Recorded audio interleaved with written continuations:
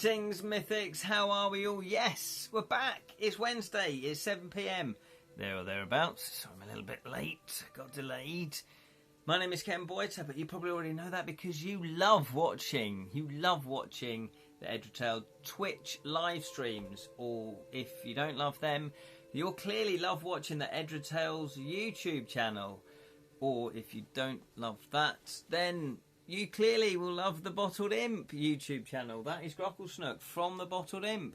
We have over 450 episodes of fantasy goodness, fantasy board game reviews, fantasy book reviews, and fantasy film reviews.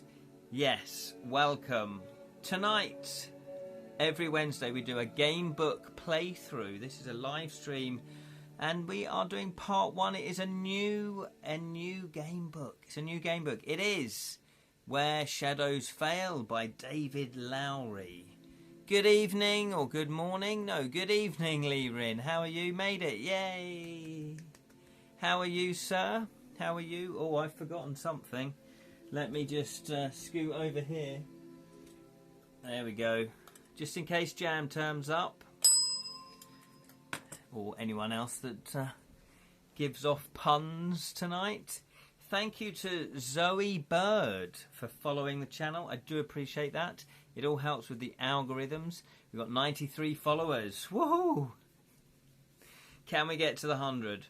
The thing is, with all of this, I love doing the live streams. I love playing game books. And as you know, I've written my own game book.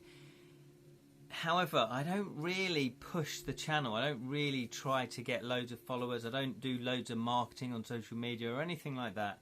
So for me, to get to nearly 100 now is amazing because I don't have time to push the channel, basically. So if you have time and you'd like to and you'd get more players in, then that's fair enough. Then feel free to push the channel.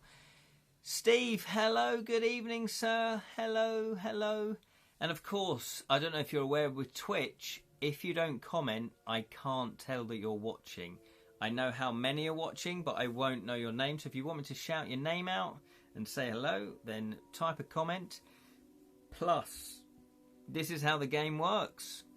I'm going to be reading Savage Realms game books. This is one of the series of Savage Realm game books, Where Shadows Fail. A Shadow Thief adventure. Oh, nice. David Lowrie. Weirdly enough, I hadn't read that little sub-tag there line. So it's a Shadow Thief adventure by David Lowrie, published by Savage Realms Game Books. And, as you all know with game books, I will be reading out the story, and you decide how the story unfolds by simply voting on it in the comments. Good evening, Lee. How are you? You have landed. You have officially landed. And so has Babel_17, otherwise known as Julian. That's a hefty tomb, exactly. Hide that down your breeches if caning is required. Absolutely. I learnt that from Dennis the Menace. If you ever get caned...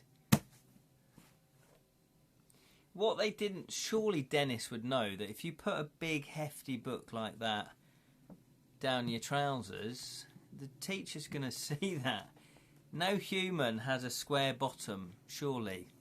Surely. Steve is... Be right back, need to grab my Amazon parcel. Ooh, let's know what it is. We're going to parcel shame you. Do a live unboxing, but just the audio commentary. So there we go. Yes, it is a beefy tomb. It is a beefy tomb. However, the way that Savage Realms tends to typeset their game books, which is different, I think, from most other games book, is they genuinely just put one entry per page. So as you can tell, there's loads of space here that really 26 and 27 could have gone on there if they wanted to do it that way. They didn't want to do it that way, so that's fair enough. So although this is running into 545 entries, they could have maybe shaved off about that much of it, which you know in itself is still a long game book, isn't it? But hey, that's fine. But yeah, compared to some other game books, this has just come out. James A. Hiron's Paranormal Hero, The Witches of Kara. That's just come out. That's a slimmer tomb. Then we've got Jonathan Green's 'Twas the Krampus Night Before Christmas. Again, a slimmer tomb. Tome. But then we're getting back to the beefy ones. This is Dracula by Jonathan Green. So yeah, they can vary. Talking of size, and chosen a smaller point size. Yes, that is a very good point as well. Hello there, Jonathan. Talking of Jonathan, yeah, exactly. I knew you were going to pick me up on that. I corrected it before I read that. So I'm taking that I corrected myself. Thank you very much. Although Jonathan clearly knows more words than me. Yes, that is a good point. It is larger print, isn't it? This is probably about a 14. It's either a 12 or a 14. It's probably a 12. Whereas this, I would imagine, is 10. And if you are interested in writing your own game book, I've written my first game book. Hello. One piece of advice is mind yourself on the staples if you give away free samples. Devilish Dilemmas is the series of the game books. To Kill a Thief is the first in the series. They're all standalone. They're going to be all standalone. However, I got carried away and wrote 100,000 words, or just under 100,000 words. So I have typeset it now. And I've typeset it with all the illustrations. Look at that rather dashing picture of myself. So has many options just for that adventurer. Okay, hang on. But Dracula has options for multiple... That is true. That is true. Yes, I was going to mention that, but that is true. Couldn't be bothered, but we've mentioned it now. Yes, good evening, Jonathan. Sips coffee. So has many more options just for... Yes, no, you are right, Julian. That is another thing to take into consideration. Lee has put here, could be Derek Smalls in Spinal Tap as opposed to back in the breaches. Oh, Spinal Tap was great. Jonathan has put here, it's 160,000 words long. So Jonathan Green's Dracula is 160 bad boys. 160,000 words. Mine is just under 100,000. And I have now typeset it fully. Pretty much, but fully. Hello! Long time no see. I can never pronounce your name. Elestaria. I feel like I'm getting closer. Elestaria, how are you? Good to hear from you. Yes, so I've put in all the pictures. Yours is 3/8 of Dracula, Ken. Oh, there you go. Thank you for that. I'm not good with the maths either. But I've typeset it and I've put in all the little filler illustrations. Let's see if we can see. Oh, there's a proper illustration there and a proper illustration there. I'm trying to look for fillers. I thought I put more fillers. Yeah, there you go. There's another filler. It's another filler illustration. So I've put all the illustrations in. I've put the acknowledgements in at the back. I've also put the Kickstarter backers, so everybody's in there. Yeah, so I'm kind of really pleased with how it's come out. And let me show you an illustration that I'm pretty sure I've shown you before, just so you know how it looks in the book. Where is it? Have I shown you that one yet? Where is it? God, I don't know where they are now. Oh, hang on. You've not seen that one. You've not seen that one. But one thing that, yeah, typesetting this was quite a beast. Oh, there you go. I think you've seen this one. It's the hut on the hill. Yeah, and I've put a little commentary there because I like the way Fighting Fantasy did that. So I very much copied Fighting Fantasy here in terms of the layout. But yeah, so... But this is obviously A4 size. It's not going to be this size, obviously. But this is my proofreading one. So the previous one, Julian, that you'd seen, I'd shown you, didn't have the illustrations in. This has got the illustrations in. You're working out the maths again. Sorry, 5/8. Well corrected. Neither am I, it seems, yeah. All killer, no filler. Oh, that's what I like to hear. All killer, no filler. Is it the street, the statue of the blacksmith? Yes, it is. I've shown you a few. I know I've shown you the hut. I was trying to look for the blacksmith, but I can't find it. It's typical. It is so typical. Plus, I've put all the little puzzles in as well. Oh, Lee's put, John, Rosalind was asking, can she dress up at Fighting Fantasy Festival, or would you rather not? Oh, that is a good point, actually, yes.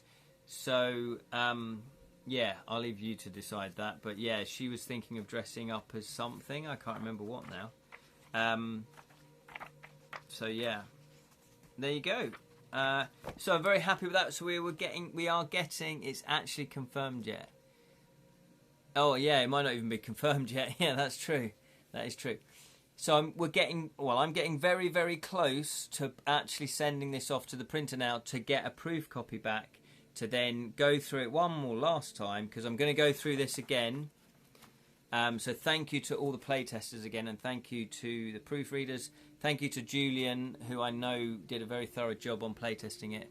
It's not been confirmed yet, yeah, so there you go. So it's a mute point. Fair enough. Oh yeah, that was, I meant to reply that Rosalind, that M dresses up as Zargle. Oh yeah, that's true.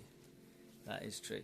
So we are very close to sending this off, and then once I get a proof copy back from the printer, because my one is going to be, I think it's the same size as Jonathan's Dracula one. Yeah, my one's going to be this size in terms of the actual size here.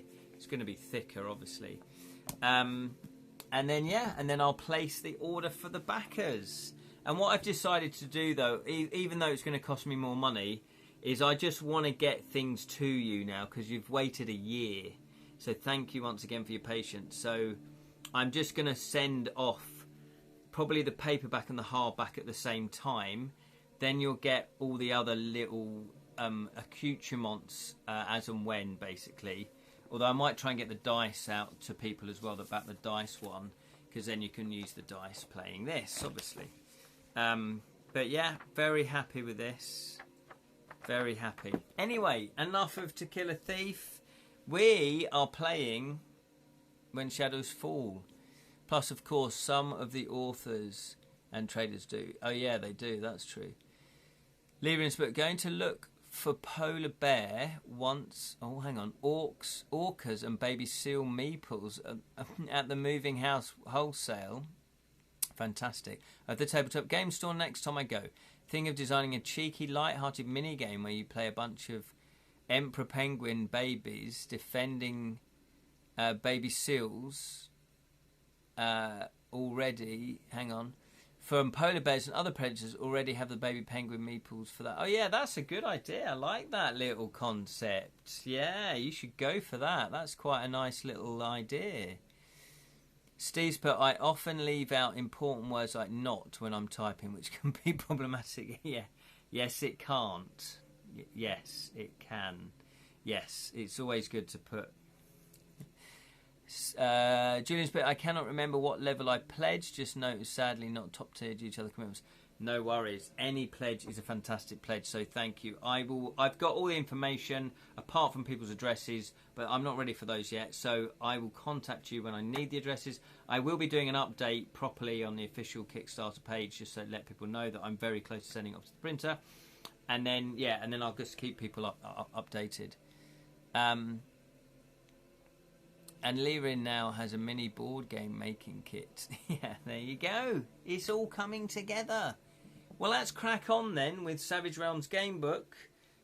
I don't know which number was this in the series. This was published 2024, so it's relatively new. And they have a list at the front. They've had more books published now.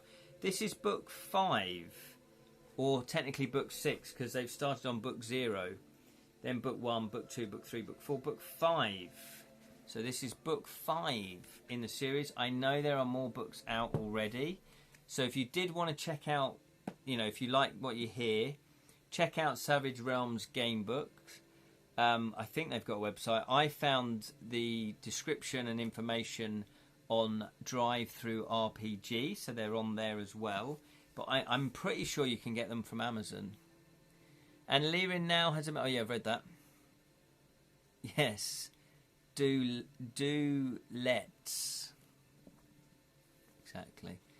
Jam did 2. Jam has written 2, exactly. Elostaria, I think there are 8 in total. Wow, that's great. That is really good. So, cover artwork by Keith Williams. It's always good to credit the artists. Interior artwork by Toha Mashudi. Hopefully I've not butchered that too badly. But that's Toha and then Mashudi. So, don't need to worry about the dedication. You can read that if you buy. There's a little quote from Albert Einstein. The gift of fantasy has meant more to me than my talent for absorbing positive knowledge. And then, oh, that's quite a nice touch. So you've got their logo, and then the savage realms await. Ooh. Yeah, Jam has done 2. Tavern on Gallows Hill, and Return to Gallows Hill. So we have. Oh, I have printed these out, but they're over there on the other side of the dungeon. We have our adventure sheets that we do need to keep our records, not as in music, but records of our adventure. Let me just get them from my bag of abundance. Where is it? Where is it? Where are you, my beauties? Here we go. Here we go.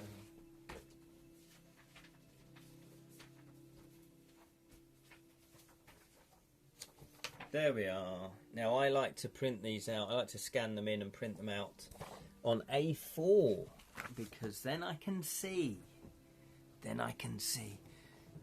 I like Lutz Paddo's art for the series. Oh, I see. Where? So, hang on. I see. Does he contribute as well? Which bits do you mean then? The fillers, or has he done? Oh, has that artist done other work then? Okay. So, let's have a look at Savage Realms. So we've got the adventure sheets and rules of play. So we do need to create our character.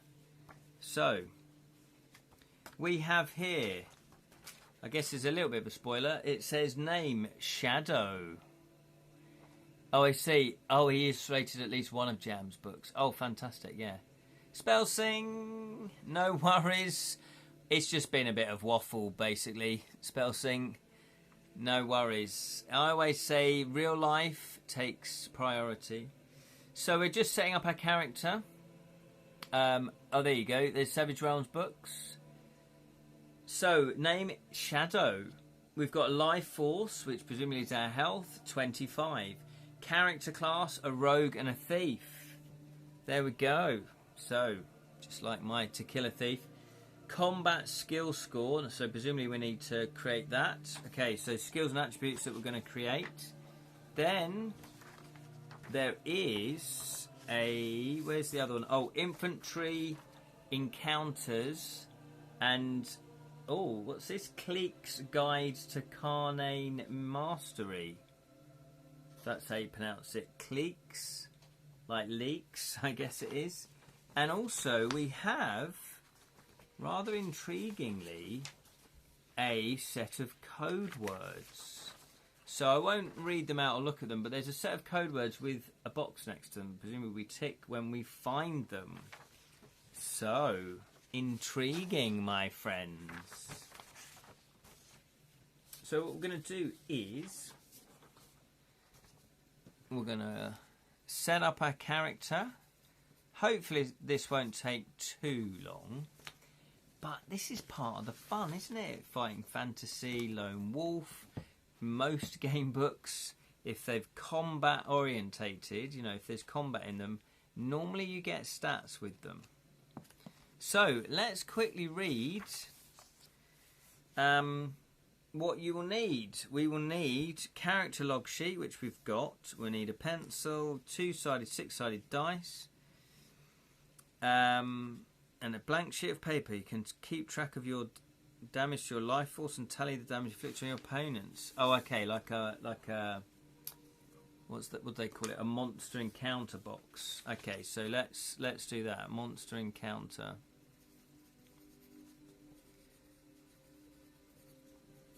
Okay. So, creating your character. Creating your character. So, included with this epic interactive fantasy adventure is your character log sheet. It is highly recommended you make photocopies for gameplay. Oh, I didn't realise that, yeah, of course, nowadays you could download it from their website. So if you go to Savage Realms Gamebook's website, you can... on the Facebook page, under Files tabs at Savage Realms Gamebooks, you can then download the character sheets already. So, your name in this book, you play Shadow, a thief of exceptional ability and great promise. Actually, let me read out the blurb on the back. Shadow, probably not going to be a barbarian. No, exactly. It says here, shipwrecked on a remote and isolated beach. You must make your way through a subterranean world full of unspeakable horrors, foul creatures, and terrible deaths. And if you do survive, can you find your way home? Oh, look at that. That's unspeakable horror. I was going to say, it just sounds like, sounds like Luton on a Friday night. Okay, here we go then. Am I going to apologise for that? No, don't worry about it.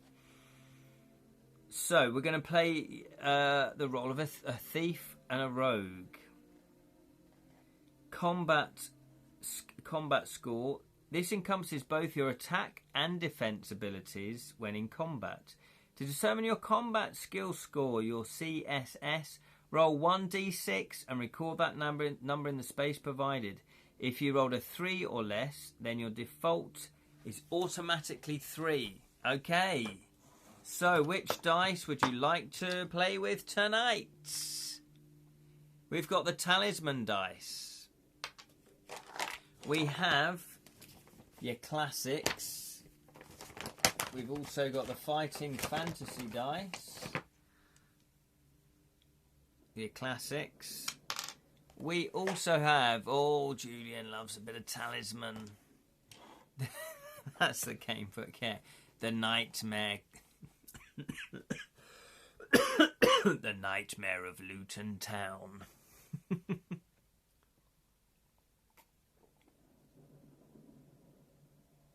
Oh, we've got 2 talismans. I was going to say, or the Elder dice, or the other Elder dice with that symbol on it. Green or blue. What would you like? What would you like? We've got 2 for talisman. Oh, 2 for talisman and 2 for fighting fantasy. Anyone else want to vote? Because if not, I'll have to roll a dice to decide which dice to use.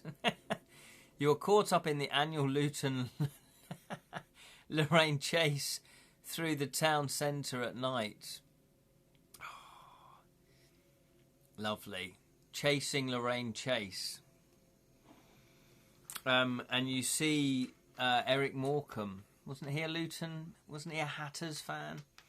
Okay, I'm just gonna pick. Let's go for talisman. Oh, Jonathan's gone for fighting fantasy. Jonathan's weighed it in. He's tipped the balance. Okay, so let's do fighting fantasy. Making your way out of Luton Airport. Exactly. My colleague, says Steve, from Romania, Cal over the weekend for a work event, and he got to visit the great sights of Luton Airport and Derby. Yeah, unfortunately they misrepresent Luton London Airport, don't they? They call it Luton London when it's not. It's just Luton. Lee Rena's put here, spoilt myself at the warehouse and got myself a set of cat paw themed dice. Nice. Nice dice. Okay, let's roll 1d6. What we're looking for is the Fighting Fancy logo. That is a 6. So come on, let's roll a 6.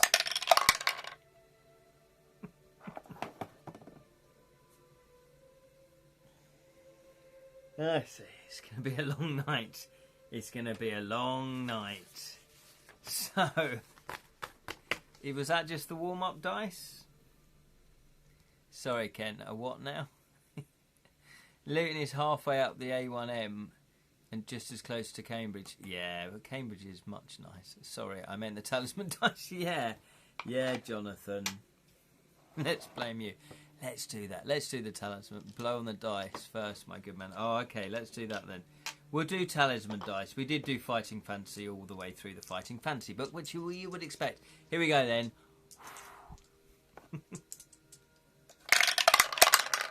Oh no, you only meant to roll 1, aren't you? It was a 1 and a 2. Let's do that again, because the other one would have interfered with the other roll. See what I did there? Right, here we go. Come on, let's get a 6. Oh, that's a 4. Okay, we'll take that. That's better than what we had before. So we're on 4. Okay, then skills and attribute scores. In addition to your combat score, skill score, you also have 4 other skills as well as 6 attributes. So your skills, accuracy, that I can't pronounce, stealth, lockpicking, okay, as well as our combat skills. So accuracy, stealth, lockpicking. Attributes, intellect, strength, agility and charisma, resistance and luck. Okay, so that's what they are. I've not read the precise description, but you can kind of pretty much work it out. Using your allotted budget, well, I'll read them in a minute. It says, using your allotted budget of 18 points, distribute those points between your skills and attributes now. Each skill and attribute must have a minimum of 1 point assigned to them, but cannot at any time in the game ever have more than 5. Write these numbers down. Okay. At least, but I visited Florence once. Oh, I visited Florence, but on holiday. But you did for filming and saw only the industrial estates. Oh no, my heart bleeds for you, Lee. Florence is one of the most beautiful cities in the world. Not that I've been to every city in the world, but it's gorgeous. Indeed, I could write a memo about travelling Europe's industrial estates. Yeah, actor's life. I know, my heart really feels for you. It's like when I went to Gen Con, basically just saw the inside of Gen Con, the conference hall, and that was it. You know, which is great. I don't think there's much to see in Indianapolis, but, you know, I am going to Essen, going to Spiel Essen next week, actually. Yeah, next Tuesday. And again, we'll be pretty much, I'm pretty sure, just staying, like, the hotel and then the venue. But hey, I want to do an Assassin's Creed tour of Europe cities. Oh, what a great idea, Steve. Okay, so we have 18 points. Every one of them has to have at least 1 point in it, and it cannot go over 5. So, 18 points to be divided between accuracy, stealth, lockpicking. So accuracy is the ability and skill using ranged weapons, including weapons that are thrown. Stealth is how it sounds, you know, what you'd expect it to do. Lockpicking, again, what you'd expect it to do. Intellect, solving puzzles and problems. Strength is the attribute that comes to play when you need to play certain physical tasks, as you can imagine. Agility is like fleeing and dodging attacks, reacting. Charisma affects your ability to bribe, persuade, intimidate, barter, although I misread that as banter, which would be really good. How good at you are bantering. Resistance affects your ability to resist certain lesser spells, as well as poisons, venom and toxins. And luck. Although this is neither a skill nor attribute, you can never have too much luck on your side. Lots of park... Yeah, exactly. Yeah, would you be able to do what Assassin's Creed dude does? So no streams next week then? No, correct. Although I might do random streams that if you happen to be watching, you're watching, but I probably will do those on Facebook.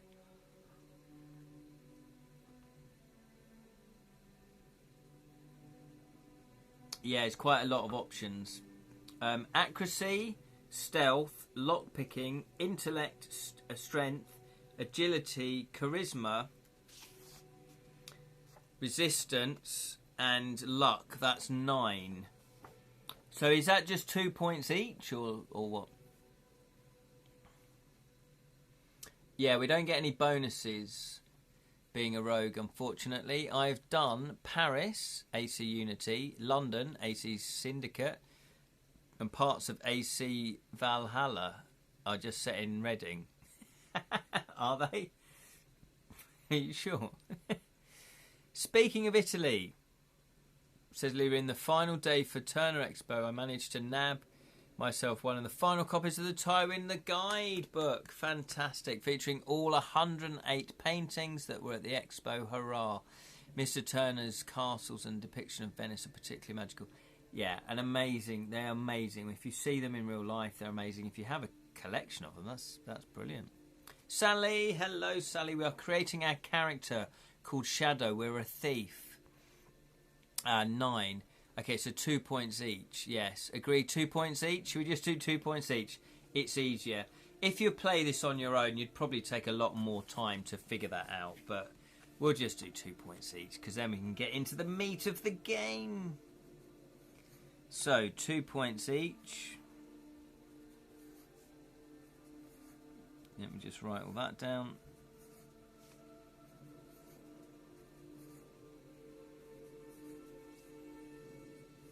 We're an all-rounder. An all-rounder. Yeah, Lee Rins also said 2 points each. Okay. Please note that as the game progresses, you will have options to increase your scores, both your skills and your attributes, but they can never exceed 5. Okay. Infantry is exactly how it is. You record your items and delete them when they get stolen, or you sell them, or whatever. You begin this adventure with nothing but a loincloth and a sleeveless woolen jerkin. You're a loincloth and you're a jerkin. Okay, so we're going to write these to the inventory. No, inventory. That's the word I'm looking for. We got a loincloth. Is that like Tarzan? Cloth. It says right here in your inventory. And I'm just going to put wool jerkin. I don't know, the fact that it's sleeveless makes a difference, I guess, if it gets cold. Okay. Loincloths. Oh, yeah, I thought loincloths are just... Anyway. What did you call us? Yeah. We'll make them up. Yeah, torches, yeah. There is one mission in AC Valhalla which is Razor's Red. Oh, does it? It's Reading Abbey. Oh, okay. I've actually watched the play about the description of the Abbey and Henry. Oh, okay. Fair enough. Take it back. Are we a slave? I don't know. It nicked some clothes. So it says encounters. This way, keeping track of all the various monsters and enemies. Oh, okay. They've got them there. Okay. Code words. Journey name. No. Okay, so combat. Two. What? What am I talking about? Two 6-sided dice, and it's attack and defense. Each combat round begins with you rolling a 1d6 and adding it to your combat skill. The other d6 is rolled for your opponent and then added to the combat skill. Representing the text as combat. Whoever has the highest total between you and your opponent party hits. A 1d6 is then rolled to see how much damage is inflicted. A tie where both your totals are the same means that neither of you are hit. Okay, so we roll 1 each, add them to our combat score, and then whoever wins manages to hit the other person, and then you roll 1d6 to see how much damage is taken. Multiple opponents, although in real life combat scenarios, multiple opponents will be more likely attack simultaneously. Not if you watch Hollywood, it won't. In this adventure, they are, for the most part, fought one at a time. Health potions and foods. They can be used to restore lost life force points. Eating food or rations restore 2 points.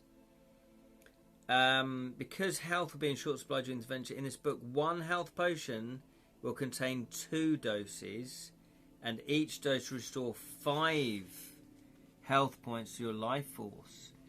You are free to use as many of either one at any time, but your life force can never exceed its original 25.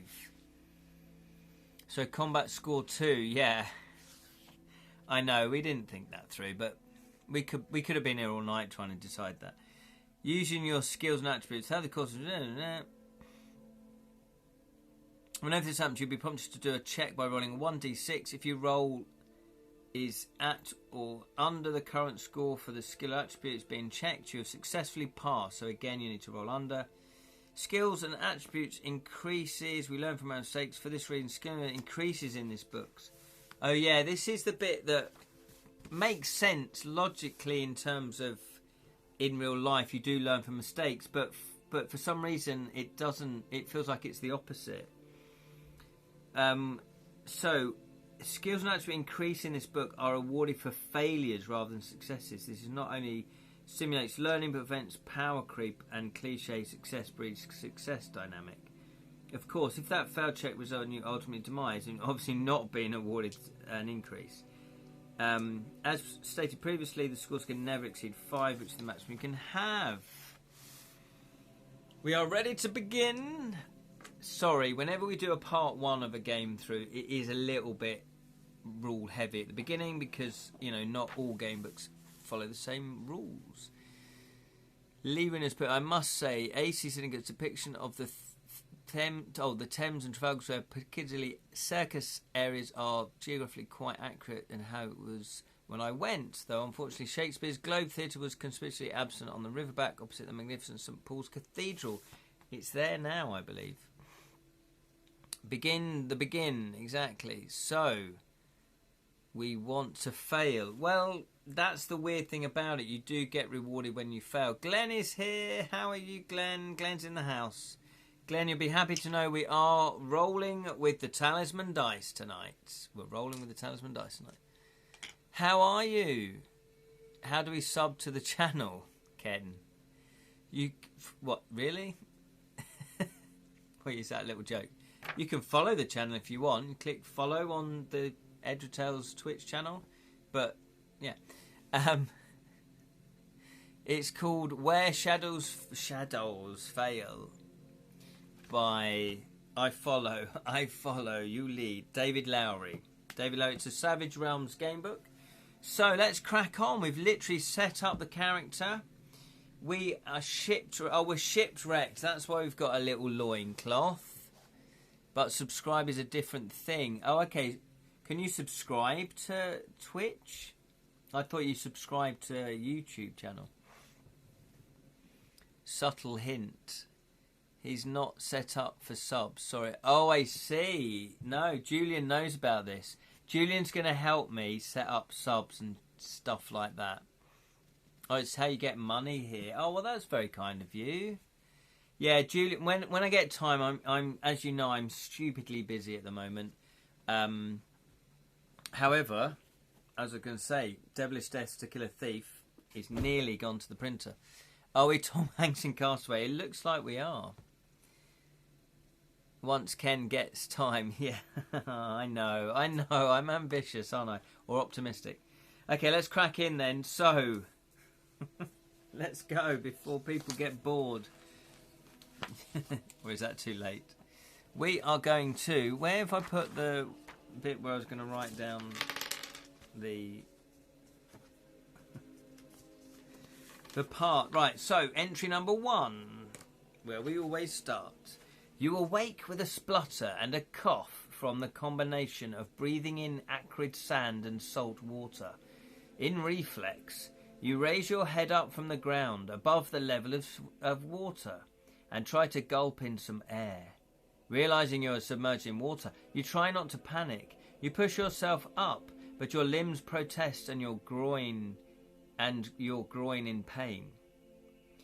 The water is not deep and recedes, and you quickly discover you are on a beach and the tidal sea has been washing over you. Splading. What's that? Replace Gogglesnook with a volleyball. Yeah, exactly. Put red. Wilson. You manage to stagger to your feet, but every part of you aches. Feeling a jolt of pain across the front of your head, you reach up and find a thick gash in your forehead, just below your hairline. It hurts to the touch, but the blood seems to have at least partially congealed. That's a lovely word, isn't it? Congealed. You mentally check your body. There is seemingly no significant pain, more that you have been battered and bruised rather than seriously hurt. However, you are dressed in just a loincloth. Yay! I thought we were on a holiday or something, sunbathing. And a sleeveless woolen jerkin, which has taken its own weight in water. Soon the cold will take its toll on you. What have you done to your groin? I'm not sure, Lee. Maybe all will be revealed. Your groin? Oh, is it not you groan in pain? Oh, it might be. I got a mental image of a loincloth, Jonathan. That's what it was. Let's reread that bit. Yeah, because it didn't quite make sense to me. And I thought, I'll just skirt over that. You're absolutely... We'll edit this out. Take 2. You push yourself up, but your limbs protest and you groan in pain. Here we go. Reassured that at least you are not seriously hurt, you take the time to examine your surroundings. You are stood on a sandy beach, and the sand is dark and clumped from tidal waters flowing over it. Further up, the sand appears dry. The beach is inside a large cave or cavern, which towers up in front and to the sides. The roof must be at least 100 yards high. The stone of the cave itself is a dark granite, and it is so dark it is almost impossible to tell how far back the cavern goes. Behind you, you can hear the sea and turn to look. The entrance to the cave is totally cut off by the sea, which rages in a tempest. 20-yard high waves crash against the outer cliff walls, and it is only because of the high outcrops of rock rising out of the sea in front of the entrance that they do not invade the cave itself. 13 jagged fingers point up to the dark sky, almost as if they are summoning a great evil. Carry on questing. Oh yeah, we had that idea, didn't we, to do a Carry On Gamebook series. Yeah. You quickly realise that to try and escape via the sea would be a quick death, as no one could survive in those waters. You were brought up in a riverside city and are a passing good swimmer, but to tempt the angry sea would be suicide. Your only hope is to find a way out somewhere in this cavern or from this beach. Your eyes and ears start to slowly adjust to your surroundings. After the last 2.5 years in near darkness, your night vision, which was already excellent, has become even sharper. You start to focus on the shapes in the darkness. Then you hear a noise, possibly claws scratching on stone. One thing is for certain, you are definitely not alone. Okay, 54. Let's see if we can last more than 6 entries before we die, because that was what happened with Masks of Mayhem, if you have memories of that. You groan in pain at the pain in your groin. I know, alright, I'm slightly dyslexic. I get certain words mixed up. Here's your Sun Umbrella Margarita cocktail, Mr. Crocklesnook. Oh, yes, Karen questioning. Okay, so we're going to go to, what did it say, 54? Turn to 54. Ooh, there's some nice filler illustrations. 54. You peer into the almost impenetrable gloom and can make out the shapes of human bodies on the beach. About a dozen of them. Most of them are face down in the sand and still. Others have blank faces staring up at the heavens. There are marks in the sand where it looks like something, possibly bodies, have been dragged up towards the cave. They stop where the sand transitions into rock. Then you see one of the bodies, that of a man, begin to stir. His hand is crawling at the ground in front of him, which has started to turn from sand to stone.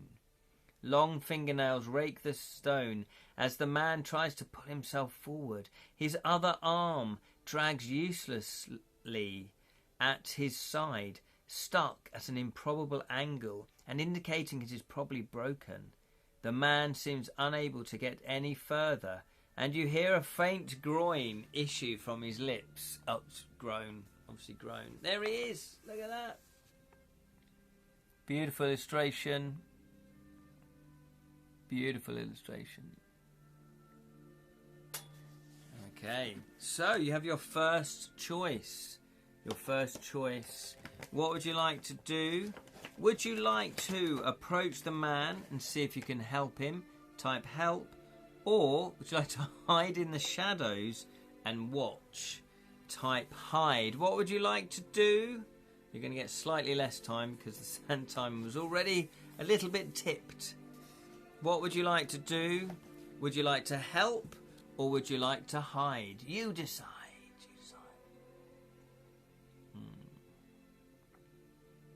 It's always an interesting dilemma when you have that choice. Should you go and help a complete stranger? Which could be a trap, could be dangerous, but then again it could be an act of kindness if it's genuine. Or should you hide and not get involved? Could be dangerous. So we have, I think we've got a tie. We've got 1, 2 for hide.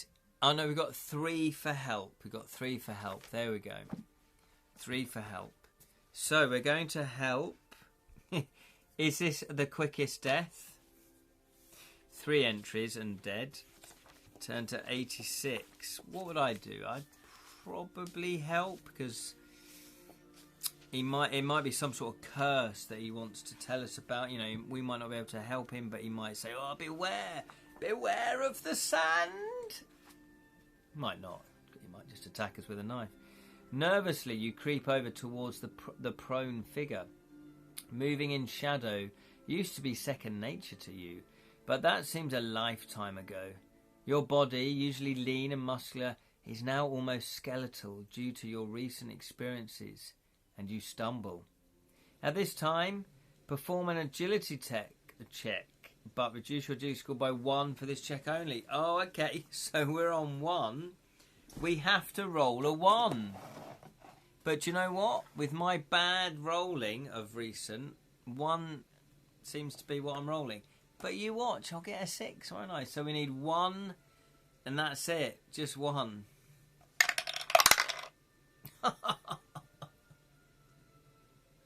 We would have done it. We would have done it. This is going to be pretty brutal. What we might do is alter some of the points a bit later on. Maybe next session. Okay, if you fail, add 1 point to your agility score. Oh, okay. Oh, so they no, of course they've designed it like this, so that you don't particularly have loads, but you. Yeah, okay, that makes sense. So we're now on 3. Also says Lee, you're wearing a loincloth. That is true. That is true. You don't know whether or not... Is that good helping attire? You might startle the young gentleman. Entry 86, as clumsy as Maxwell Smart. How appropriate. Who's Maxwell Smart? I don't know that reference, Lee Rin. You're going to show me for the fraud that I am claiming to be into fantasy. Is it a fantasy reference? Lee's put, and a waterlogged vest, yeah. Get Smart. Oh, is that a film? Oh, I didn't see that. I didn't see that. Okay, so 160.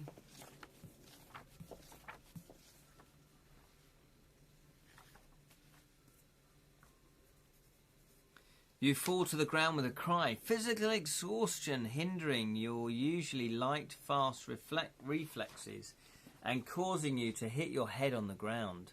Reduce your life force by 2. What? Oh, I see. Max is Agent 86. So we're now on 23. So we got a bit punished by that. Spy comedy TV series. Oh, is it? Oh, okay. He's an incompetent spy. Oh, I see. Oh, that was it's quite funny, isn't it? It's like Inspector Clouseau, but a spy rather than a detective.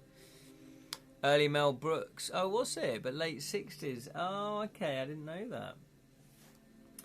Okay. So, slowly, getting to your feet, you quickly dust yourself off. Okay.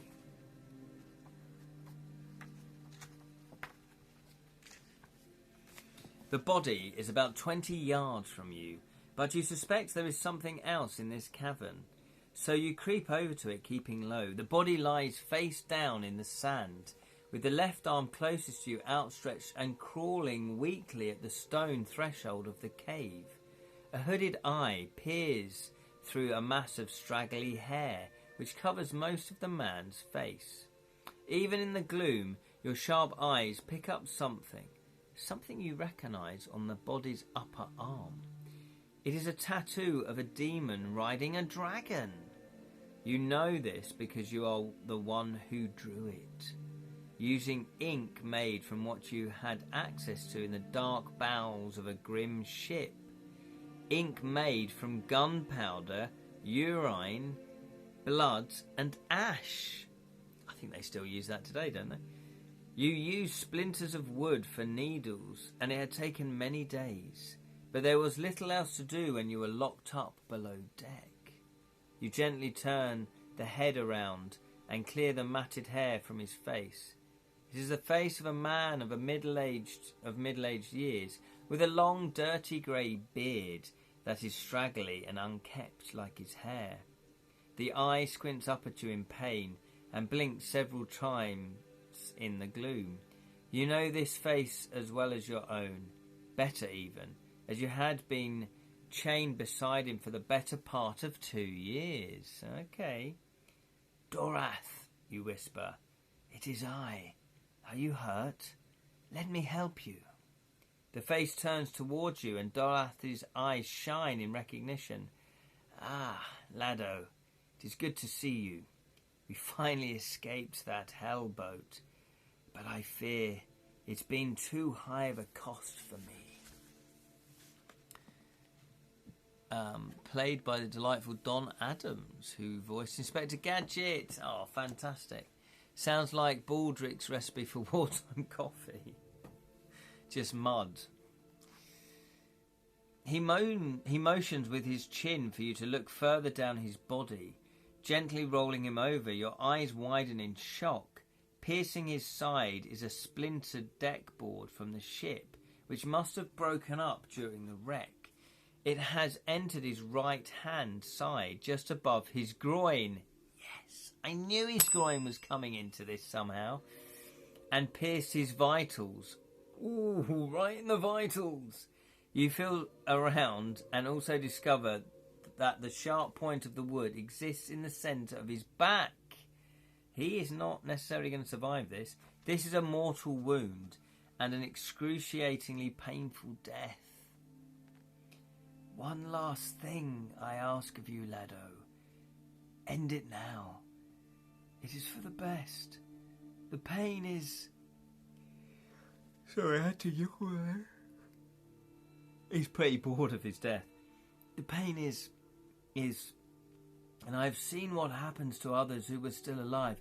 I would rather be dead when they come for me. You try to ask what he means by when they come for me, but the words coming out of Dorath's mouth are now just unintelligible mumblings. Unable to get more sense out of him, you set yourself up for the task ahead and place your hand over his mouth and nose and press down. Dorath struggles weakly as he fights for air, but is mercifully quick. Tears stream down your face as you close your friend's eyes and say a short prayer to your god. Practicality takes over quickly. Searching his body, you find a hip bag. Oh, you find a hip bag of food. Yes. The bag contains 3 sailors' rations. Each one will restore 2 points of your life force and could be used at any time to restore points, except when you are in combat. You are also free to eat as many of them as you wish at any time, but your life force can never exceed 25. So that is good. Thank you, Dorath. We have found some rations. So I'm going to put those over here. Excuse me, I'm really tired today. I'm just massively, stupidly busy. And I've been talking non-stop.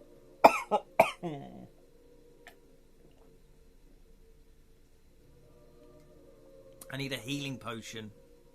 That's what it is. So I'm going to put here rations. So we've got 3, which is +2. Okay. You also find a health potion. Yes. You on the side. No, not tonight, Glenn. Not tonight. I forgot to buy cider, so yeah, I do need to get some. You also find a health potion half buried in the sand not far from Dorath's body. Because health points will be in short supply. Oh yeah, they're 2 doses which will restore 5 doses. 5 points each. Okay, so I'm going to put this side, I'm going to put potions.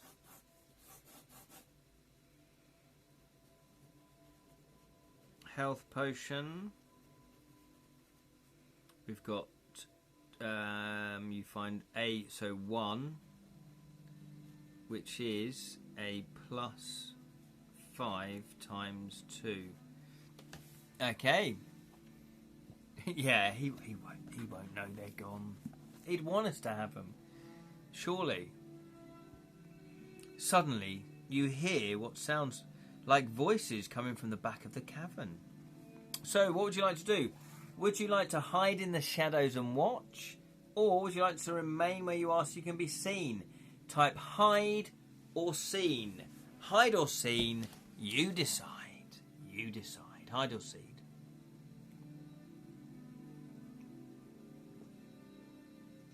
Yeah, he did talk about they, didn't he? So it looks like we were chained to each other, so it looks like we were prisoners. So yeah, it might be the people that are in charge of the boat, that were the owners of the boat. Yeah, so hide, hide, hide.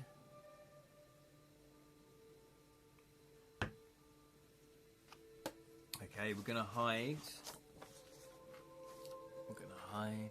Hide, says Lowrie as well. We look like a weak bag of bones. As we already don't want to be literally bones. Yeah, that is a very good point. Actually, we're not really in a state to fight. To fight, are we? To get into a bit of fisticuffs.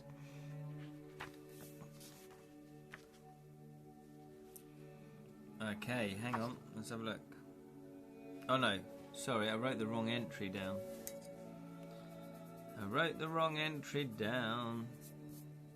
It's 34. Okay, 34. Still feeling weak, you hurry over to the side of the cavern and try to blend in with the stone wall. A few minutes pass, and then you notice a faint, eerie green glow coming from the tunnel at the very back of the cavern. It gives you hope, as that may be the way out. With each passing moment, the light becomes slightly brighter, until you see shapes emerging from the passageway. They appear to be humanoid, but are hunched over so that their wide shoulders are curved inwards, and are dressed in a mixture of apparel, some of it older and some more modern. Most of them, however, are wearing long, hooded and ragged leather coats over their clothes. Each one carries what at first looks like a torch, but without a flame, and giving off a strange green luminance. You wonder what manner of sorcery this is. There are 8 of them, and they are speaking in low voices in a guttural tongue you cannot quite make out from where you are.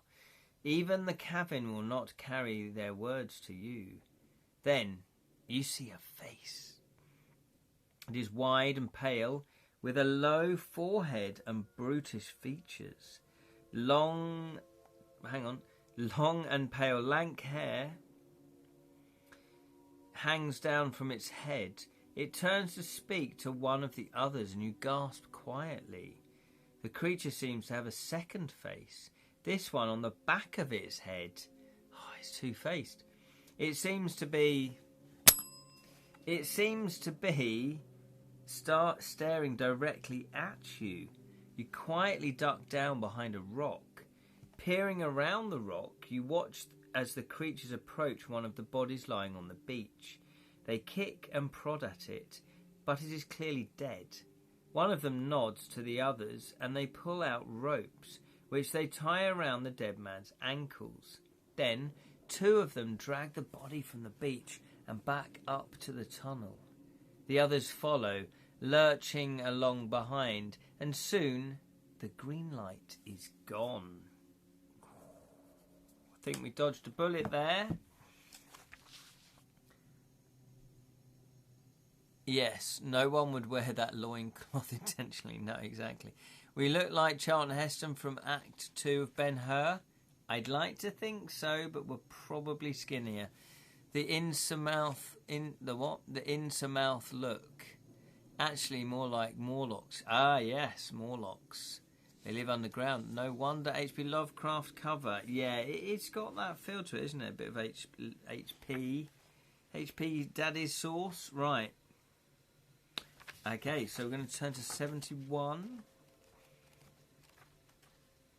So far, it's a little bit of an intriguing mystery. Who were our captors? Why were we captured? Why were we imprisoned on the boat? And yeah, you know, how did we get on the boat? What was our mission? What were we doing? And who are these creatures? Relieved that you hid from the creatures, you step out from the dark corner where you were hiding. You will have to move quickly. You decide to search the other bodies first. You say search, I might say loot. 11 bodies remain, but you can only have time to check 3 of them, as the creatures may return at any time. At this time, please roll 2d6 and then turn to the corresponding reference. Here we go then. Let's see. Is higher the better? Higher better. We're on 5. Of course I wasn't going to roll massively high, but that is 64. But if it's nice touch to reveal the story piece by piece while starring in media res. Yes, it is nice just to, like, this story unfolds or the mystery gets revealed, you know. Okay, so we're going to 64. The body has dressed in what was once fine clothes, but have since been slashed by pieces of sharp rocks.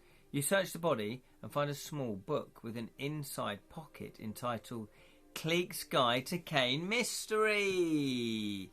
That's what we want. The book is wrapped in oilskin and therefore only a bit damp and still legible. It is certainly an old book to find here. You also find a health potion. Cash back. Look at that. So, please enter your adventure. So, we've got another potion. So far we can restore with 2 potions 10 points of life force. And we did find so I'm just going to tick that because it's got its own heading.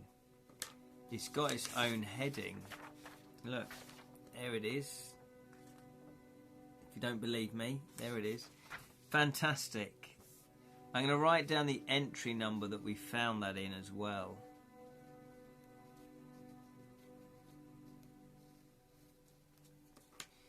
Okay, so it says here, add this to the and then roll 1d6. If you roll a 4, turn to that number. If this is your third roll, go to 95. Otherwise, return to 71 and roll again. So we do have to roll 1d6. Oh, I see. If your roll is a 4. So specifically if it's a 4, but everything else will go back to the other one. No wonder it's a brick. Yeah, exactly. It is a brick. A brick. How do we cater for that? We could have rolled about 12 different things. Yes, that is true. We have rolled a 6. So we didn't roll a 4, but we rolled a 6. If it's your third roll, which is not, otherwise return to 71. So we're going back to re-roll. That's what we're doing. And I'll keep track that we've been to 71. So that is the second time that we've came here. So we're going to roll again. Yeah, there was 12 different options here. 12 different options. Okay, so what have we got here? 4, which is 43. We've not been to 43, have we? 43. You crawl over to a nearby body. You were born on the holy streets, and they've put holy city streets, holy city in capitals, the first letters capitals, and survived only by scavenging off the dead and dying when you were young. You feel no guilt, as anything this poor soul beneath you owns, they certainly do not need it now. The body is battered and bruised, and missing a leg. It seems to have been bitten off mid-thigh. There are the rings of sharp teeth marks in the flesh. So that's the creatures then, presumably. Whatever took a bite... Oh, it could have been a shark again. Whatever took a bite out of this man must have been huge and is another reason not to risk the ocean. A quick search of the man's remains yields nothing. Oh, damn you. Is that the code word in capitals? Oh, no, sorry. It's not a code word. So I meant that Holy City is the name of the city. That's all I meant by that. Sorry, but that's a good point. What? I'm sure it will say tick this code word, when we get to one. Okay, so at this time, please perform a luck check. Okay, so we need to get 2 or beneath. 2 or beneath. To be successful. We got a 1. I roll low, clearly. So we were successful, so we don't increase. Yeah, actually, that's not a bad mechanic. I remember this time last time when we did Jam's Gamebook from A Savage Realms and thinking the same thing. It actually kind of works out. So we succeeded, though, this time. So 138.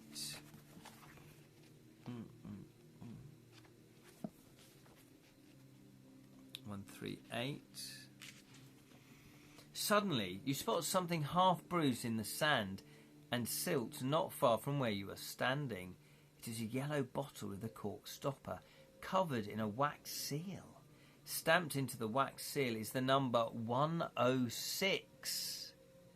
Add this along with the accompanying item code of 106 in your inventory.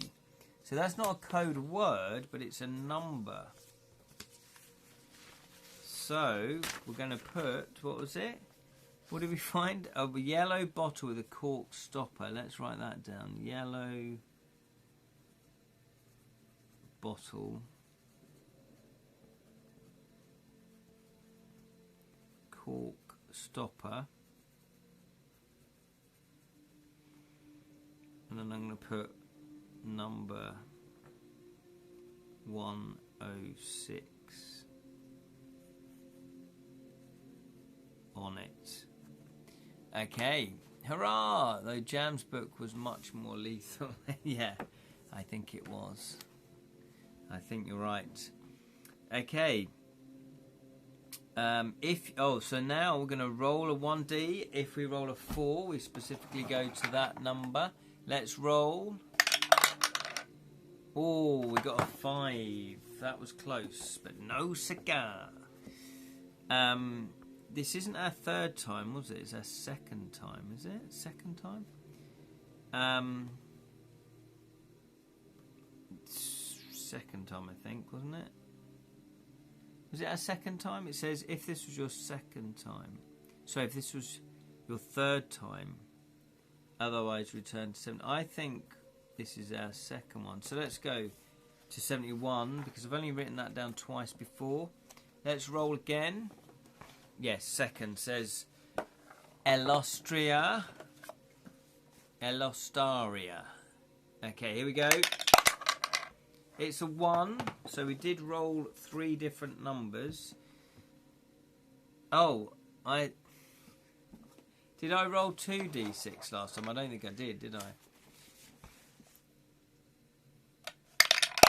Made a mistake. There we go, 5. We've done that again. Let's do it again. There you go, 11. That's better. It's an 11. Turn to 24. But that is the third time we've looted the bodies. 24. The body you are searching has been stripped naked by the storm. You can tell he was once a slave like you. Oh, okay, so yeah, Lee, you were right. We were a slave. But are unable to recognise him as his face has been bashed in completely. Most probably when his body was being buffeted against the rocks by the waves. You find nothing of use. Damn you. Although we're gaining a little bit more information about our background and what we were and what we are. So it says, at this time, please roll 1d6 if you roll a 2. If you roll a 2. Okay, let's see. Be intriguing if we do roll a 2 to see what that would be about. Oh, unfortunately it was a 4. So it says here, if this is your third roll, then go to 195, which is our third roll. So we're going to go to 195. Just want to point out, I do like the little filler illustrations. I think they're really cool. They're really cool, aren't they? Good job on the illustrations. Okay, 195. You have just moved away from the body. You just finished searching when you hear a noise coming from the very back of the cavern. Looking up, you see the same dim green light approaching and quickly hide behind a rock. This time there are just 2 of the creatures. They make their way down to the bodies and start assessing one of them no more than 10 yards from where you are hiding. So you've got a choice. Would you like to surprise them and attack? Or would you rather sneak away and try and find an exit from the cabin? What would you like to do? Would you like to surprise and attack, type surprise? Or would you like to try and sneak away and find another exit, type sneak? What would you like to do? What would you like to do? My tea's gone cold. It's not even at that lukewarm stage where it's still drinkable.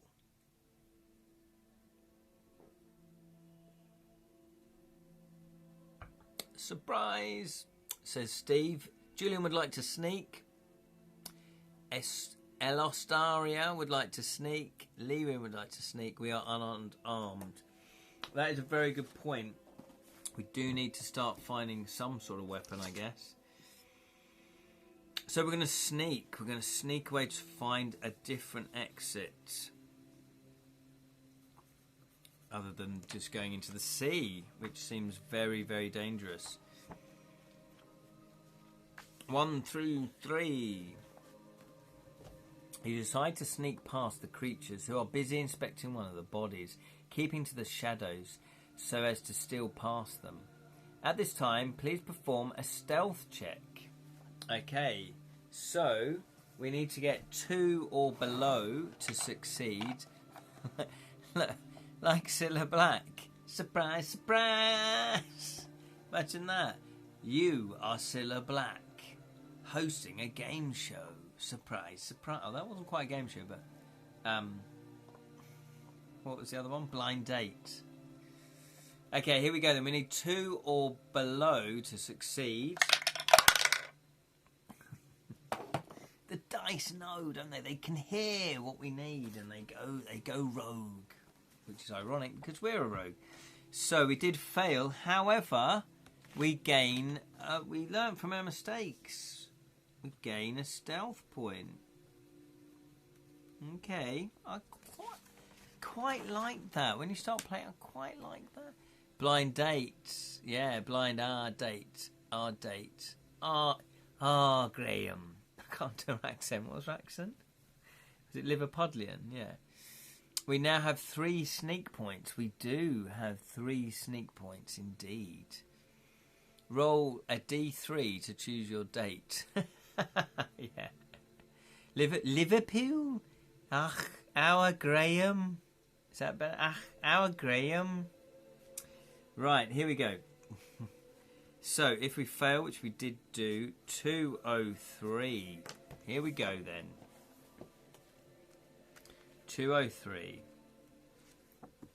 You are just about to pass them when one turns and hisses to the other. It has seen you.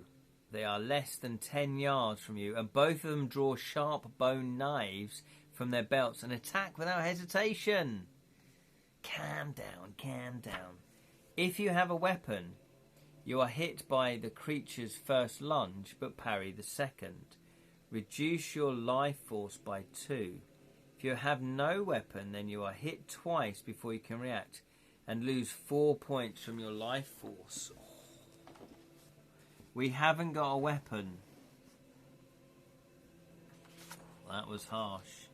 So we lose 4, so that's 19.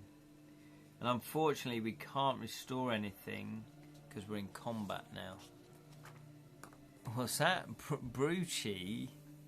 Oh, Brookie. Oh, I see. Brookside. Brookie, yeah. I think Brookside, my Jimmy Corkill is now, I get into the mindset. Because you're that age now, aren't you? I like how in Liverpool the police are called the Busies because they are kept quite busy. Yeah, exactly. Busies. The Busies. Got to keep them on their toes. So, we are family. We are fighting the... we're fighting the cave. What are they called? Cave dwellers. So, let's write their name down. Hang on. Cave dwellers. So we've got cave dweller. No, sorry, cavern dwellers. That was me just shortening that. Cavern dweller 1 and then cavern dweller 2. Let's write that down. And they've got a life force of 25. Jeez. But they've got a combat of 3.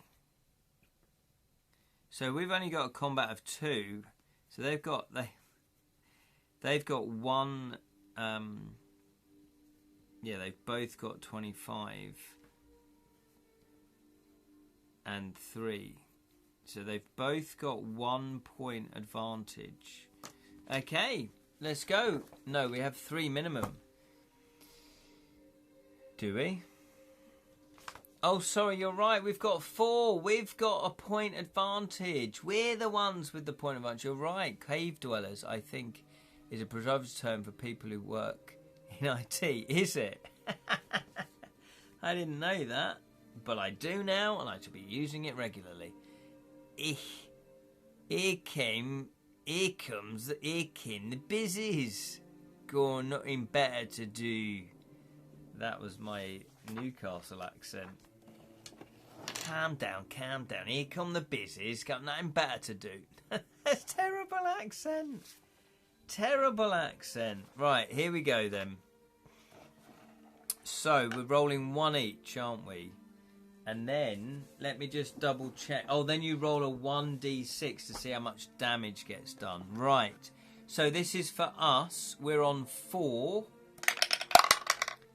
So, that's 7. They're on 3.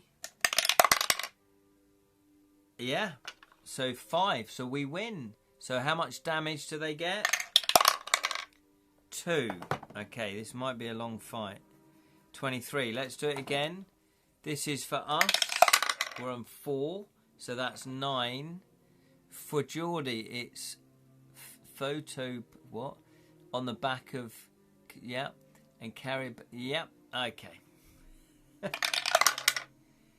Yep. So 3, 4, 5. So we won that one. So how much damage? Let's get a 6. That's a 4. That's not bad. 19. They're down to 19. Okay, for us, we're on a 4. 5, 6. Okay, they're on 3. Oh, that's not what we wanted. So, how much damage do we take? 2. Okay, that's not bad. We can live with that. We can live with 2 points of damage. So, we're down to 17, though. So far, they've got a life force advantage.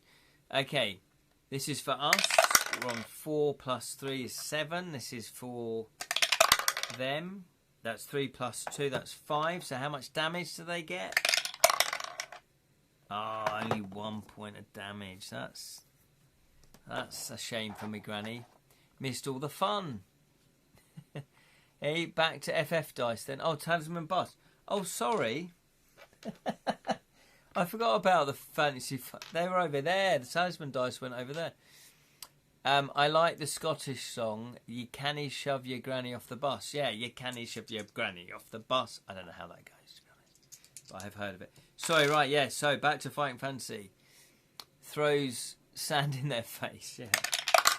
Okay, that is for us. Boom, have it. So that is 9. This is for them. They're on 3 plus 6. That's 9. It's a standoff. Woo. This is for us. Oh, that's 5. So that's 9. This is for them. 3 plus 1 is 4. So how much damage do they take? That's 2 points of damage. Oh, okay. 17. This is for us. Here we go. That is 3. So we're on 7. This is for them. That is 9. Oh, how much damage do we take? Been lovely hearing you again, Ken. Speak soon. Yes, nice one, Glenn. Thank you for popping in and watching. Appreciate that. Yeah, I'm in Essen next week promoting Guildlands. However, we will catch up soon after Essen for sure. Okay, nice one, Glenn. Remember, Glenn and Zods, they do have their own YouTube channel called The Talisman Tavern. So if you like Talisman, you love Talisman, they're all things Talisman. They're all over Talisman. Okay. Thanks, Glenn. Okay, this is for us. That's a 5. So that is 9. This is for them. Oh, that's a 3 plus 5. So that's an 8. So how much damage do they take? That is a big... Oh, that's a 1. It's only a 1. Okay, so they're on 16. Okay, this is for us. Oh, that's 5. So we're on 9. This is for them. That's a 5. But they got 1 point deficit. So that's an 8. How much damage do they take? Come on, let's make it a big one. It's 5. That's what we want to hear. They are down to 11 points now. This is for us. Death by... It does feel like that. I remember this last time. That the combat system maybe is a bit lengthy. But hey, you know. So, we're on 6. Oh, but they're only on 4. So how much damage do they take? 5 points. This is it. We're going in both fists for the damage. So they are on 6.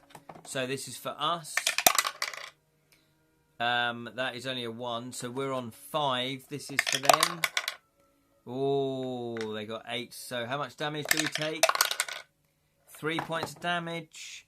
We are now on 13, 14, 15, 16. No, we're on 14. Sorry, I miscounted that. So we're on 14 life force. They are on 6. This is for us. Kick them slowly and repeatedly in the groin, So we're on 4 plus 3. It's 7. This is for them. Oh no, that's 5, 6, 7, 8. So how much damage do we take?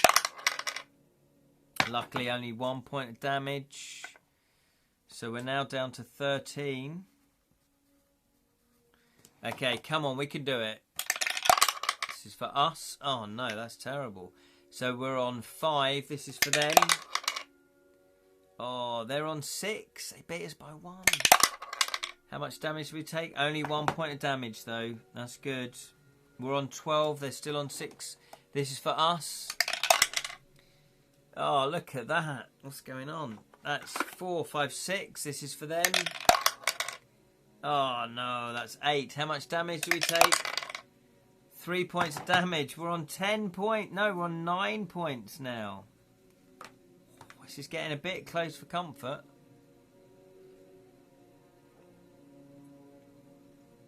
Yeah, taking down 2's tough. Yeah, maybe we'll just do 1. Just do 1. This is for us. That is 6. This is for them. We might not even survive. So how much damage do we get? Oh, luckily it's only 1 point of damage. 8. So you mildly wave a letter opener gently across the top of their head. Your first gently caresses their cheek. Oh, your fist. Which cheek, though, Jonathan? You didn't specify. Right, here we go. That's better. That's for us. It can't win because we're 1 point ahead. So the most we can get is 9, and we rolled a 10. So how much damage do they get? Come on. 6. Boom. Scaly cheek. They are dead. Let's pretend that we killed the other one, or that the other one didn't exist. Dead. There we go. Yeah, because that... I do remember that before, that the combats could be a little bit drawn out because of the system.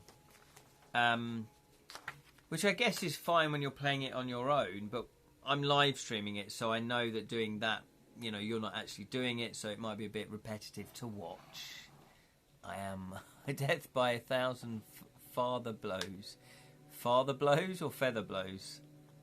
I don't know what a father blow is, Julian. Maybe that's bringing back some trauma. Oh yes, feather even. Now only 50 more combats to go. Yeah, no, I know, I appreciate that. But, you know, hey, it is what it is. That's the combat system they went for. If you win, turn to 2-3-3. Yes, we did. But we might, hopefully, we'll pick up some weapons that might give us +1s and stuff like that.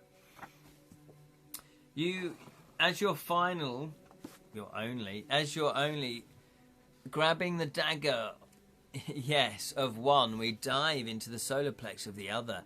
And while he is in shock, we repeat the process in his solar plexus, like Arnold Schwarzenegger in True Lies. You sneeze violently, says Julian, and the second opponent dies of a heart attack due for being startled to death. Either options are good.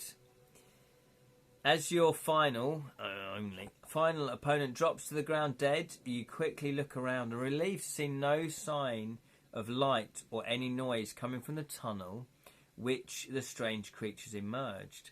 You decide to take this time to examine your attackers more closely. They are lying face up on the damp sand, and you can clearly see their faces. They are human, or at least once were, with straggly, elongated faces, low foreheads, and prominent ridges above both eyes. Their vacant eyes are large and black and deep set in sunken eye sockets. Their skin is pale, almost to the point of whiteness, their hair almost colourless and hanging lankly around their faces, and their teeth are pointed and sharp like a canine's. Both are wearing leather cloaks over an odd mixture of apparel. So, what would you like to do? Would you like to turn one of the bodies over, or ignore that and continue? What would you like to do? Would you like to turn one of the bodies over, type turn, or type continue or no? Yeah, Julian's put loot. I don't know if turning the body over is going to be a loot, but anyway. Now you're 6 feet under, says Lee.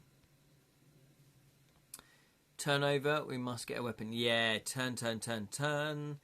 Everyone agrees. Yeah, we do need a weapon. I think you're absolutely correct. I would absolutely do that. Let's hope they're not zombies and they can just come back. 271. 271. Okay, let's have a look. Turning one of the creatures over, you give a gasp at what you see. For on the back of its head is indeed another face. But this face stares vacantly, as the eye sockets have no eyes. To every face down, turn, turn, turn. There is a reason. So this is a bit weird. You reach down and touch the taut skin, which is strangely smooth and cold, and find that it has been stretched over something. Examining it more closely, you realise in dismay that it is not that the creatures have two faces, but rather they are wearing someone else's face on the back of their heads. The skin of the face has been treated like leather, and when you pull on it, the entire face comes free. It has been stuck into an open skull, the back of the skull having been removed and the sides stretched to widen it, so it can be worn as a headdress or a helmet. As you continue to pull it away from the creature's head, what you thought was a cloak comes with it. You realise then, with grim horror, that the headdress and cape are all one. They are the skull and skin of a full human body that has been flayed and turned into this gruesome garment. Oh, okay, just skinned. Yeah, Nick Cage, John revolting face off. Like Ed Gein. Yes, Ed Gein. Yes. Will you? Have they been bold enough for you to actually wear it? Let's find out. Will you disguise yourself in this vile garment? So the answer is yes. Or balk at the idea of wearing human skin as clothing. So type yes if you want to dress up for Halloween, or type no if you'd rather not, or you'd go as just a ghost. Lee Rin says, yeah, bring it on. Let's get the disguise. Best American John Woo film. Disguise, Silence of the Rock Mans. Yes, skin is in this season. It's grim. It's pretty grim. So it's from this session, we know this has got a dark tone to the Gamebook, hasn't it? It's adult themes all the way here. Yeah, I wouldn't recommend this for kids, to be honest. That's maybe pushing it a little bit with the grimness. I mean, I'm not for dumbing down for kids, but I guess you've got to have a line somewhere. Warmer. It might be warmer. Yeah, it might be warmer than it says leave it. Okay, so we are going to go for it. 285. Bada boop boop. Please tick the box. Oh, we got our first code words. Please tick the box next to the code word, or the code words, Incus and Vormer. Okay. So we got two. Incus and Vormer. Okay. That is cool. on your character and add the skin robe. It's called a skin robe. It's called a skin robe. Skin robe. And this year's skin robe. Oh dear me. I like how some modern day game books are full of not for kids. Yeah, I guess that's an obvious evolution of these game books, because obviously we grew up reading the kind of original ones that came out that were for kids, and then obviously as we've grown up, we're now, you know, some of us are still playing them, reading them. So yeah, you know, there's going to be more of an adult market. However, my game book, yeah, kids are fine with it, but I've not shied away from things. But then I've not crossed the line, I don't think. Inca's former skin robe better than Gucci. Aztec-y. It does sound Aztec-y. Okay, what else have we got here? If you, yeah, oh, it says here, but lose, well, I see. But lose 1 point from your charisma score for the duration you are wearing this grotesque garment. Right. So, yeah, that's fair enough. There's got to be some sort of punishment going on here. So, charisma, we're down to 1. So, I'll put -1 charisma.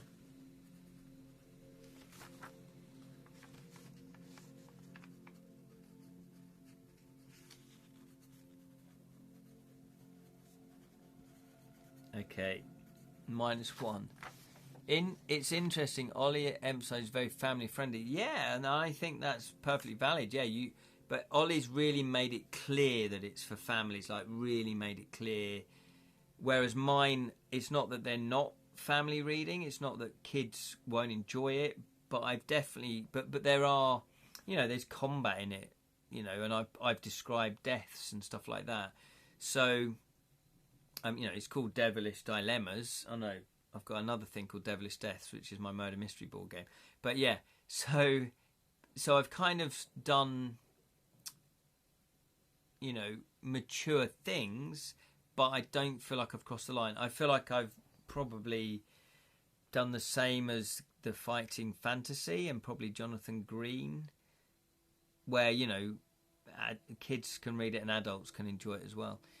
Lewin has put, so we still get all 3 rations back when we kick the bucket for the first time. If so, let's eat one so we won't be a candle in the wind. That is a very good point. It says here, a little bit more, if you do not already have a weapon, you may also take one of the creature's bone knives as well. Fantastic. It doesn't say it gives us any pluses to combat, but it would mean that we're not at a disadvantage, I guess. Potentially. Bone weapon. Okay. It says, do you want to take the time and energy to hide the bodies? That's one of your decisions. However, before we do that, yes, we've got 3 rations. Let's sort out the life force. So we're on 8 life force. So do you want to eat the 3 rations that will give us 2 points each? So that's 2, 4, 6. Or do you want to take, I guess, 2, like drink a whole health potion, which will restore us to 10 points. Or drink a health potion that will restore us to 5 points. Or a combination of both. Too many devilish deliveries, Ken. Yeah, exactly. Oh, I like that. That could be my answer to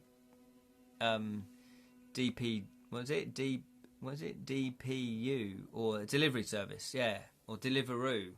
Devilish deliveries for all those bodies delivered to your door. Yeah. Sick and tired of having to murder someone yourself?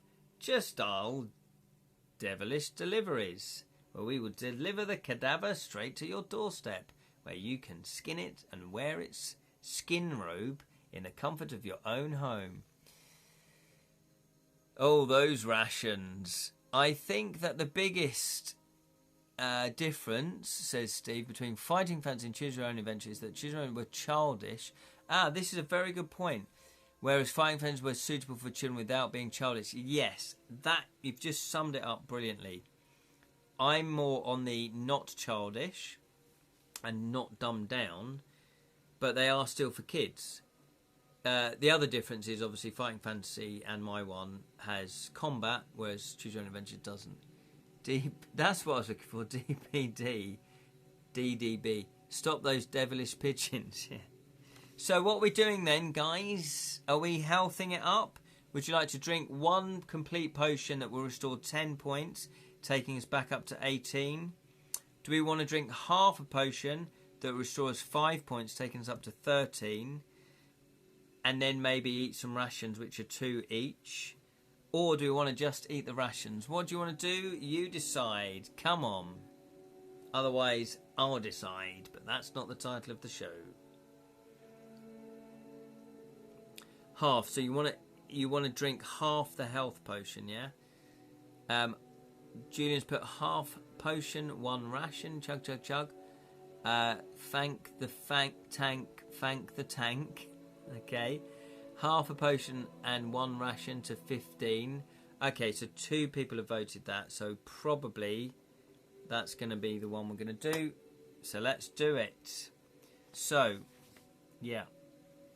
So I'm going to put that we've got 1 potion left.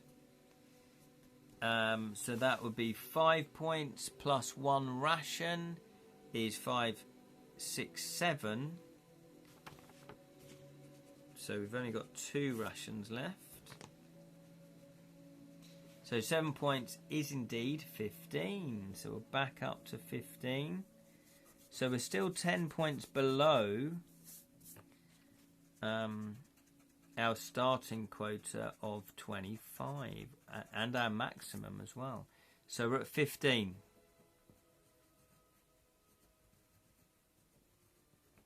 Okay, so the next decision is, do you want to take time and energy to hide the bodies? Type yes if you want to hide the bodies, or no if you don't want to hide the body. What would you like to do? Is it a good idea just to leave the bodies out? I guess if you leave them out and the other creatures find them, they'll know someone else is down here. Julian's put, let's do it. Let's do it. I really want to rant and rave. Let's go, because I know just how I want you to behave. Not bleakly, not meekly. Beat me on the bottom with the woman's weekly. Let's do it. Let's do it tonight. Elostriaria says yes. Victoria Wood classic. Absolutely. One of the best comedy novelty songs ever written. Hide them. We don't want the White Island after us. That's true. And also hide the bodies. The entire island. Yes. Oh, I see. Not the White Island. Yeah, I wondered sort of what that was. I thought it was some sort of other reference. But yes, entire. So we're going to hide them. So let's hide the bodies. Not sure where we're going to hide them. If only they had a skin robe that they could hide under. 327. 327. Okay. There we shall wrap things up for tonight. We shall have a temporal pause in time. And your adventure for this part ceases. There we go. Lousy auto spell check, yeah. There we are. So that is part 1 of Where Shadows Fail. And we failed a few times on our checks, didn't we? So what's people's first impressions then? Are you enjoying the adventure so far? Are you enjoying the writing? We've not really... Oh, we've come across some illustrations. Are you enjoying the illustrations? Let me know. Let me know what you think. Spellcasting, yeah. TIME STOP. Lee has put here, but at least a kraken didn't eat us. That is true.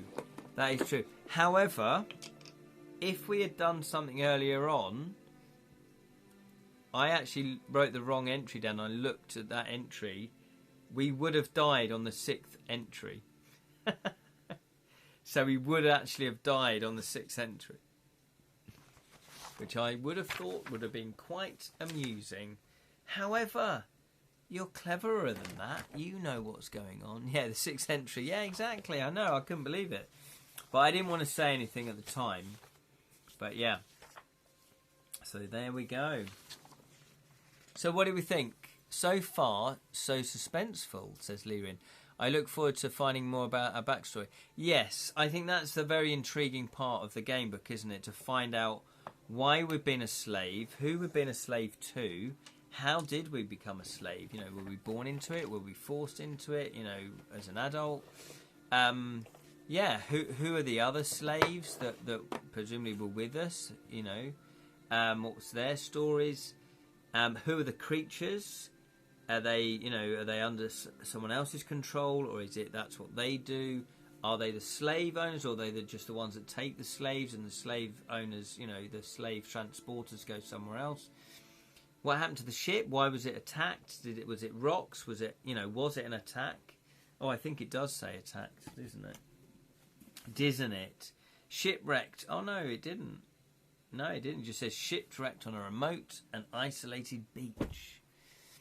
Sadly missed so much die to the mother call, but hey ho, what I caught seemed interesting for sure. Oh yeah, no worries though, no worries.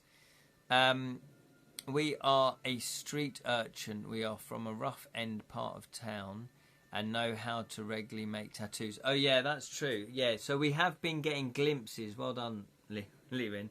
It's good to see someone's listening. So, glimpses of our backstory. So yeah, hopefully that'll unfold a little bit more. Lee's, but I'm intrigued by the setup. It's a bit full on mood-wise. I like the stakes being high, but I also like a bit of light shade. Yes, at the moment, that was quite an intense session, a quite intense setting.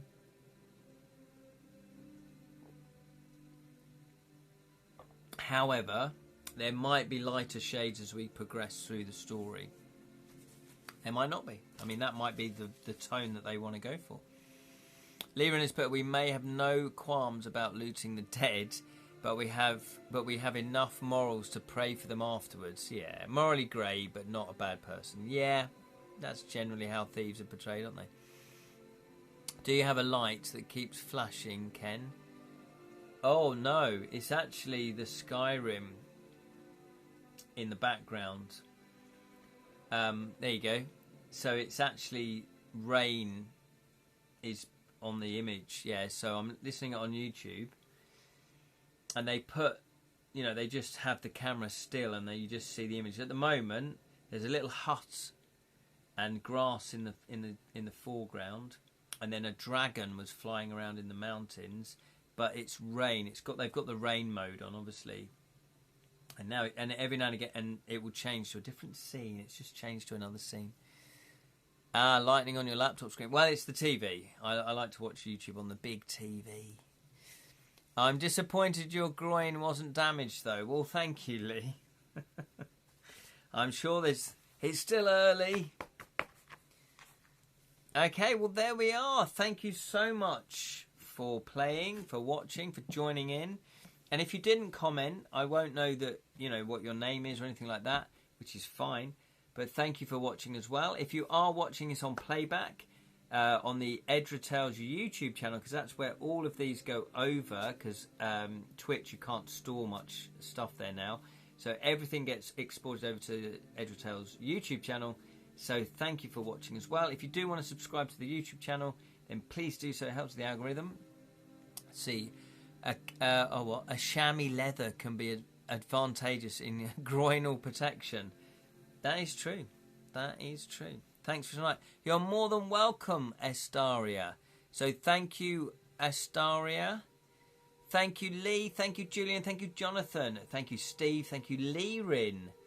Thank you. Have I missed anyone? Thank you, Sally. Thank you, Steve. I think I said Steve already. So thank you so much for playing. Thank you, Glenn, also for watching as well.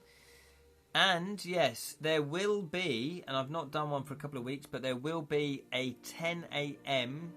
this Saturday live stream here on the Edra Tales Twitch channel, Edra Scrolls, Ramblings of a Storyteller, where we talk about creativity, we talk about your creative projects, we talk about my creative projects, and also we ramble off sometimes on other topics as well. Good sunrise, Lee Rin, to you. Back to brief sleep, yes. Thank you again, Julian. No worries. See you in a fortnight, if not Saturday. Absolutely. And remember to kill a thief. Nearly completed, nearly at the printers. But remember, may your thieving never be caught. Nice one, guys and girls. Take care. Bye. May all your books be bound. I like it.